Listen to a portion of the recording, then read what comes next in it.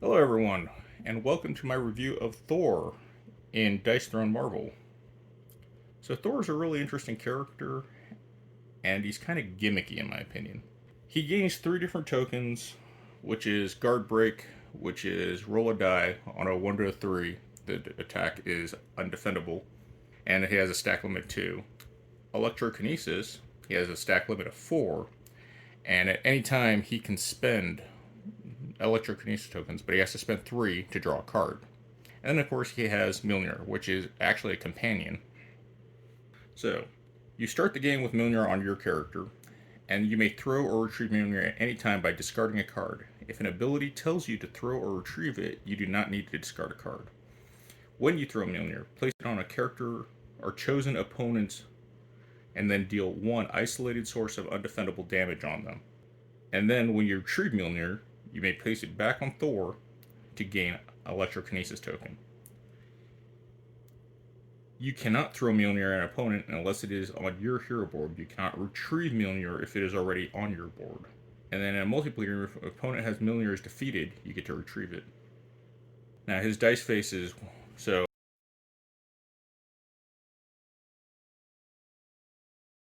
I have it listed here. Between 1 and 3 are hammers, 4 and 5 are helms, and 6 is thunder. So here we have Thor's abilities and his upgrades. So for hammered, which is just matching, 3 to 5 of a kind, the basic variant is 4, 5, and 7 damage, and then you can throw Mjolnir. The upgraded Hammered 2 costs 0 CP, so that's really nice. And it does the same effects, except damage is now plus 1 on all, as usual. And then it allows you to retrieve Mjolnir for free.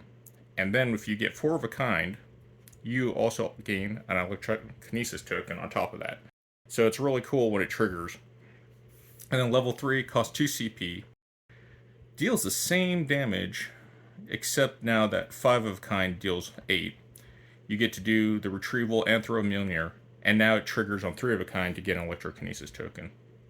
We have Mighty Summon, which isn't really an attack, it's very situational. Luckily, you are allowed to throw the hammer at any time, so you can have it trigger where you want to either gain 3 Electrokinesis tokens, or you can retrieve Mjolnir from your opponent to do 3 undefendable collateral damage to the player you retrieve the hammer from. And then we have the upgrade here. So Mighty Summon 2, it costs 2 CP, 2 Guard Break, and it actually allows you to heal 3 instead of 2. And if you have Mjolnir, you gain 3 Electrokinesis tokens as usual. And the same effect at the bottom, but now it does 4 damage instead of 3. Now, you also gain this Boom Boom ability. Gain 2 Electrokinesis and deal 6 damage. It's a nice little upgrade, but I found it not very useful. We have Odin Force here. So the basic Odin Force, 2 hammers, 3 helms, deal 5 damage, and then roll 5 dice. For every, well, shouldn't say that. On a pair of hammers, you can throw a retrieve Mjolnir. On a pair of helms, you gain 1 CP. For every Thunderbolt, you gain an Electrokinesis token. And then you add 1 damage for every Electrokinesis token, so you have a stack limit of 4. Then we have Odin Force level 2. It is 2 CP, deals 6 damage, roll 5 dice. Same effects. And then the bonus you really get is you may roll up to 5 of these dice. So it's really helpful when you want to get those Thunderbolts. Next we have Lightning Rod, which is small straight. Deals 7 damage. If opponent you're attacking has Mjolnir, deal 9 damage instead. Otherwise, you get an Electrokinesis token. Small straights are pretty easy to pull off, so I find it a really good consistent source, and stacking those Electrokinesis tokens are really helpful because you really want card draw with Thor. And as upgrade here, Lightning Rod level 2, he's now going to gain 9 damage. And it doesn't really matter if they have Mjolnir, they're just doing 9 damage now and gain a token. It does cost you CP. Then we have Thunderbolt, large straight. Throw a tree minion, gain 2 electrokinesis tokens, deal 10 damage. Really awesome ability. And then as for the upgrade, cost 2 CP. Throw a retrieve Mjolnir, gain 2 electrokinesis tokens, and now it does 12 damage. At the bottom, it has Asgardian Brawn, 3 helms, gain 4 health. We have Bottle Lightning up here, so 4 Thunderbolts. Throw a retrieve Mjolnir up to 2 times, so it's really cool. Because that consistency with the hammer, Thor just loves consistent ping damage. And honestly, he's not really good at dealing consistent damage without the hammer. So you gain 2 guard break, and then deal 7 damage. Add 1 damage for every electrokinesis. So the potential at 11 there is pretty good. Especially with throwing the hammer, retrieving the hammer. You can also discard a card to retrieve the hammer again. So you can stack up your electrokinesis token. Then we have the upgrade here. Bottle Lightning level 2, cost 2 CP. Throw a retrieve Mjolnir up to 3 times. Gain 2 guard break, then deal 8 damage, and then 1 damage times the number of electrokinesis tokens. So we can go up to 12 damage. He also gains the ability Ricochet. Throw a retrieve Mjolnir up to 6 times. Really cool ability. And I really like that these two are kind of tied together. So if you're trying to go on that final roll to get 4 Thunderbolts, but you don't, 3 is still pretty decent. He has 1 defense up, which is Thunder Wheel. And on a pair of hammers, you throw a retrieve Mjolnir. For every helm, prevent 2 damage. And then on a Thunderbolt, you gain an electrokinesis token. Upgrade variant gives him 4 dice for defense. But otherwise, the results are kind of the same. But it's really nice just because for every pair of hammers, so you have the potential of throwing and retrieving the hammer, or retrieving and throwing the hammer. Hypothetically, if you're really lucky, you could prevent 8 damage. Or you can gain 4 electrokinesis tokens, which are really helpful for how Thor works.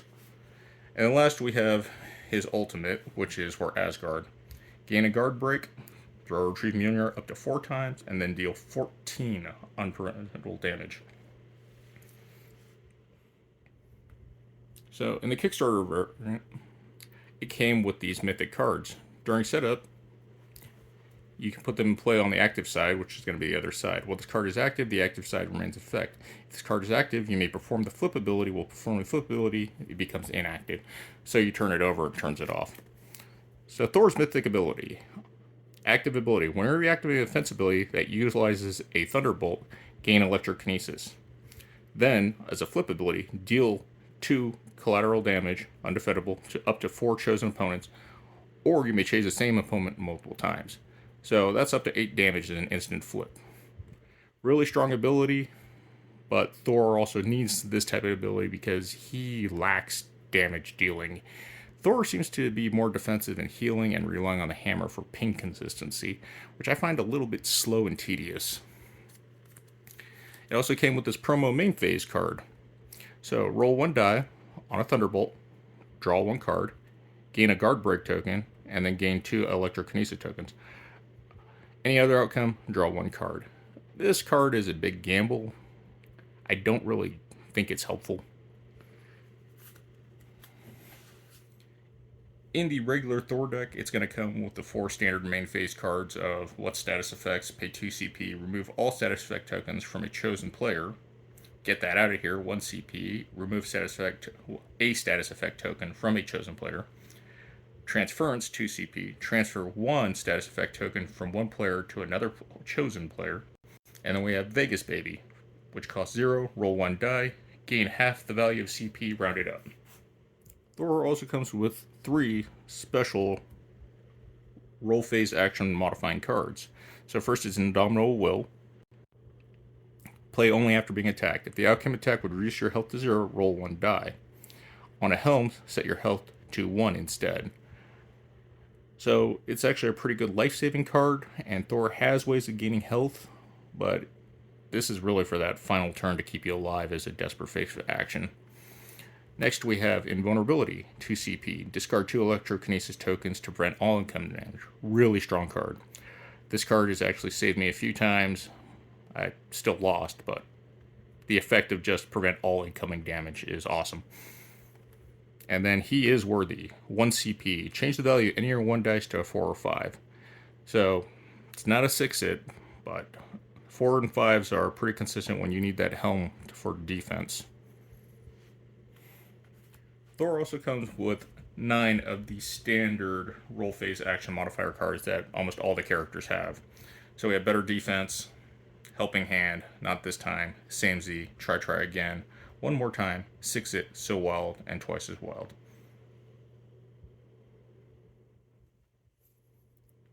Thor also comes with 3 instant action cards. So, Time to Hammer, 0 CP, Retrieve Mjolnir, gain 1 CP, and Electrokinesis. So you're really gaining 2. We have Stormbreak, 0 CP. Play only if you throw Mjolnir twice this turn. Draw 1 card, gain a CP, Guard Break token, and Electrokinesis token. And then we have Power Trip. For 1 CP, draw 1 card and gain 2 Electrokinesis. You can kind of see that thing here about everything that kind of sticks with Thor is that he is really the god of hammers. Thor comes with 5 instant action cards that, again, most of the characters come with. So first we have Getting Paid, cost 0, gain 2 CP. Tip It, 1 CP, increase or decrease the value of any 1 die. We have Double Up, 1 CP, draw 2 cards. Bye-bye. For 2 CP, remove a status effect token from the chosen player. And then Triple Up. For 2 CP, draw 3 cards. So Thor's kind of a tanky guy. Mighty Summon to gain 2 guard break and heal 2. And if you have Mjolnir, gain 3 electrokinesis tokens, otherwise retrieve and do 3 undefendable collateral damage to a player that you retrieved it from. I find myself using the healing more than the 3 damage, just because you do gain the 3 electrokinesis tokens and guard break out of it. So you can still throw the hammer and do 1 damage. And then the upgrade Thunderbolt 2. So we still get this straight, but the main thing is the 3 helms now give you 4 heal. And I think Thor's long-term goals are he wants to stay in the fight by throwing Mjolnir as much as he can while trying to not die. So that's why he has his invulnerability card, where you discard 2 electrokinesis. And then Dominal Will. So those cards really help him, and of course he is worthy. 4 or 5, which are helms. So Thor's looking for a lot of ways to kind of fend off damage while doing damage, and his consistency really is the hammer. Basic hammered isn't really great. Hammered in general is not great. But Lightning Rod and Thunderbolt, small and large straights, really good sources of damage. Odin Force, like I said, it's kind of hard to pull off. Mighty Summon, it's kind of hard to pull off. Chain Lightning, I don't think I've ever pulled it off. Ball Lightning, I've never pulled off. And then for Asgard, I actually pulled it off, and then I had it changed 3 times. So that was very sad. But in these types of games, I don't really roll 6s often, especially 5/6s. I have only pulled off like 1 natural ultimate and 2 ultimates with card manipulation. So Thor is actually kind of hard to play in my opinion. Now, on the back of his card, it actually says that his complexity is a level 3, and he's pretty straightforward. Except you have to figure out how to keep him alive, and that's the problem. Other characters seem to have better consistency on damage, so Thor suffers in this. Is he fun to play? I like throwing the hammer. Granted, I do have this really nice metal hammer, so that's a different story. It's a good way to toss a lot of his junk cards. He doesn't really need a lot of CP. Like I said, his main thing is he just wants to throw and retrieve Mjolnir as many times as he can for that consistent ping damage. I found the matchup against Loki, Loki is way too strong. And I haven't tried Loki against anyone else besides Thor, and I should rephrase that. I have played Thor against Black Panther, Doctor Strange, and Black Widow, And against Black Panther, Thor suffers just because of the way Black Panther's ability works. Against Doctor Strange, not so bad. Doctor Strange is a very slow character, takes a lot of time to set up. And then I played Thor against Black Widow. Black Widow is really hard to mess with. Black Widow is actually a pretty good character, and I like her abilities a lot. So Thor's ability, it's really gimmicky. I think against the normal Dice Throne Season 1 and 2 characters, he's probably pretty good, just because they're not as OP or broken in some of their mechanics. But Thor is just pretty much an average character. His complexity rating of a 3 kind of puts him around that, but his consistency is where he suffers from. If you can find a way to just keep up with the electrokinesis tokens and drawing cards, I think Thor is really strong. And in Dice Throne Adventures, he might be really, really strong just because of that. But all in all, Thor, he's pretty average. Don't go and expecting him to be like Thor Ragnarok. Go and expect him to be like Thor from. I hate to say. The Avengers movie? Just kind of shows up, throws a hammer, and then kind of leaves. So, overall, Thor, really not an impressionable character. And as far as power curve and everything, I'd have to rate him somewhere around a D plus. He's a little bit below average in my taste of a character in Dice Throne. Right now, like I think the most powerful character in Dice Throne is Loki, and I'd put him in S tier. But Thor right now, he's probably a D plus.